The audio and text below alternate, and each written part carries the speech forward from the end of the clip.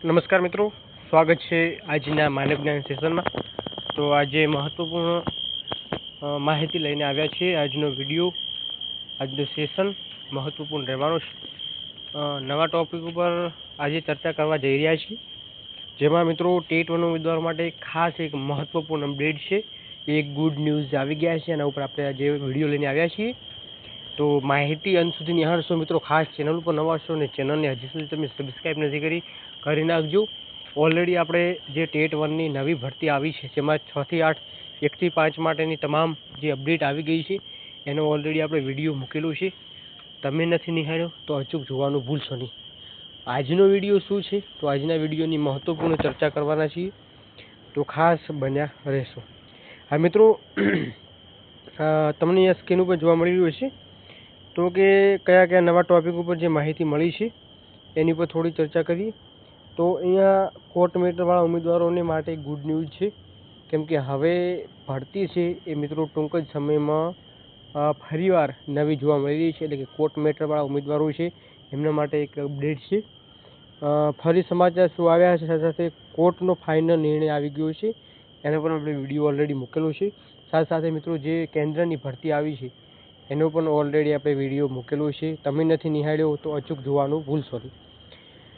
બીજી અપડેટ શું છે એની ઉપર થોડી ચર્ચા કરીએ। તો મિત્રો ગુજરાતમાં ચાલુ વર્ષમાં બમ્પર ભરતી આવવાની છે, જેમાં શિક્ષણ વિભાગમાં મિત્રો 6000ની આવવાની છે। તો જે ઉમેદવારો મોસ્ટ ઓફલી ઉમેદવારો લાગી જશે, પરંતુ નવા ઉમેદવારોનું કોમ્પિટિશન તમારી સાથે રહેશે।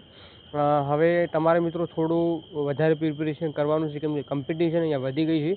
પહેલાં 11000ની ભરતી આવી હતી, હવે 6000ની 500ની આજુબાજુ ભરતી આવશે, એટલે કે 6500ની આજુબાજુ ભરતી આવશે। બીજા અપડેટ શું છે, તો શિક્ષણ વિભાગની મહત્વની જે જાહેરાત તેનો ઓલરેડી આપણે વિડીયો પણ મૂકેલો હતો, ઘણા ઉમેદવારો જોઈ પણ ચૂક્યા છે। હવે આજની બીજી અપડેટ શું છે એની ઉપર થોડી ચર્ચા કરીએ।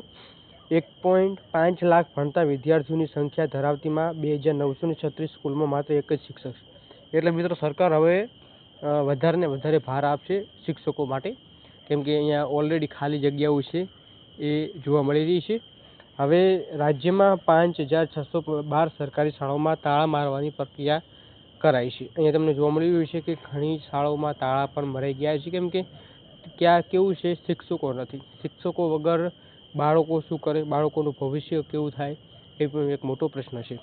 અમદાવાદ કેન્દ્રના નીતિ આયોગના school education system in India temporal analysis and policy roadmap for quality અને ઇન્હાન્સમેન્ટના રિપોર્ટ ગુજરાતના કથળાતા શિક્ષણની પોલ ખુલ્લી પડી છે।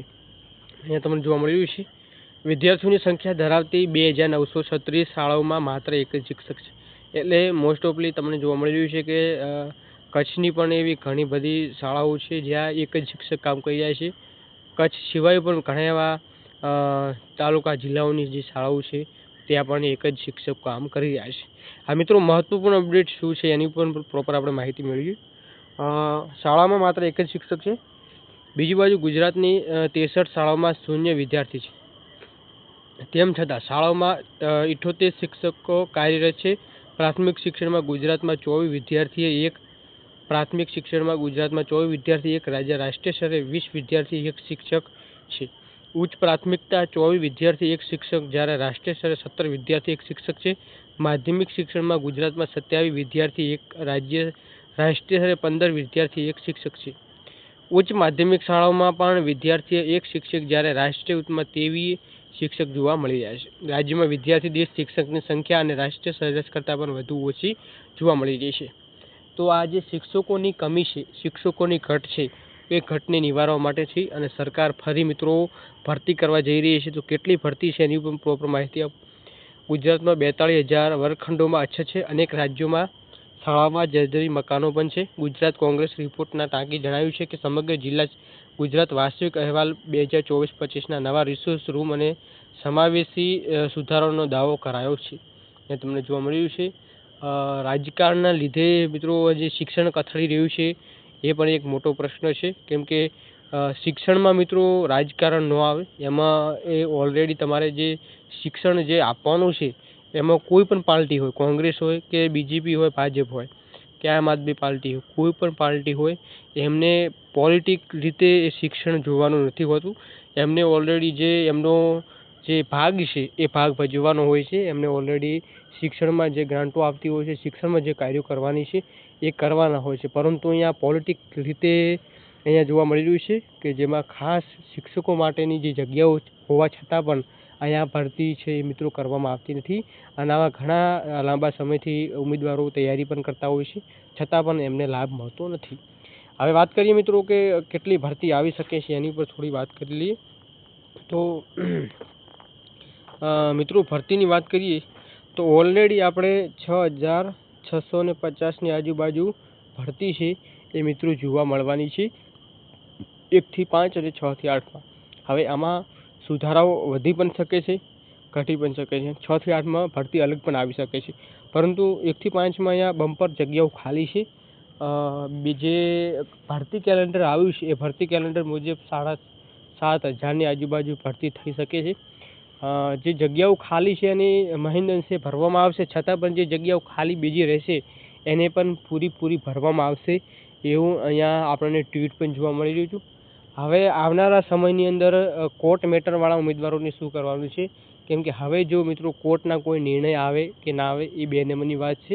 એની આપણે થોડી રાહ પણ જોઈશું. પરંતુ હાલ ફિલહાલ આજ કરીશું કાલ, તો આજ કે કાલે તમારે હવે પ્રિપેરેશન કરવાનું ચાલુ કરી દેવાનું છે, કેમ કે દિવાળીની આજુબાજુ તમારી નવી ભરતીની જાહેરાત આવી જશે. અને ખાસ મિત્રો ટેટ 1 ઉમેદવારો માટે થોડી કોમ્પિટિશન વધી જશે, કેમ કે જે 11,000ની ભરતી હતી એમાં મોસ્ટ ઓફ લાગી જશે, પરંતુ નવા ઉમેદવારોનો સમાવેશ થશે. જૂના ઉમેદવારો તો હશે જ ઓલરેડી, તો છતાં પણ તમારે થોડી પ્રિપેરેશન કરતું રહેવાનું છે. થોડો તમારે ટાઈમ વધારે કરવાનો છે, ટાઈમ થોડો વધારે આપવાનો છે, જેથી તમે પણ તમારી પ્રિપેરેશનને સારી રીતે બનાવી શકો. તો ખાસ મિત્રો 6,500ની આજુબાજુ ભરતી આવવાની છે ઓલરેડી.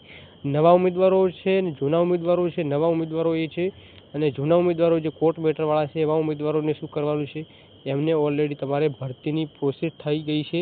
અને એ લોકોએ ખાસ મિત્રો દિવાળીની આજુબાજુ તમને ભરતી જોવા મળશે, તો જલ્દીથી જલ્દી જેટલું બને એટલું તમારે પ્રિપેરેશન સ્ટાર્ટ કરી દેવાનું છે. બાકી કોર્ટ મેટરના લગતા કોઈ અપડેટ આવશે તો એ આપણે આપતા રહીશું. છતાંય પણ હાલ ફિલહાલ આપણે પ્રિપેરેશન કરવાનું છે, કેમ કે ટૂંક જ સમયમાં આપણને આપણી ભરતી છે જોવા મળવાની છે. તો આજનો આ માહિતી બનાવવાનો વિડીયો તાત્પર્ય એ જ હતો કે ભરતી ઓલરેડી આવવાની છે, તમારે પ્રિપેરેશન કરવાની છે. દિવાળીની આજુબાજુ તમને સારા એવા સમાચાર જોવા મળી જશે. તો આજના વિડીયોમાં બસ આટલું જ. ફરીવાર નવા ટોપિક સાથે મળીશું અને નવા કંઈ અપડેટ બીજે હશે તોય તમને માહિતી આપવાની કોશિશ કરીશું. તો ફરીવાર નવા ટોપિક સાથે મળીશું. ત્યાં સુધી જય હિન્દ, જય ભારત.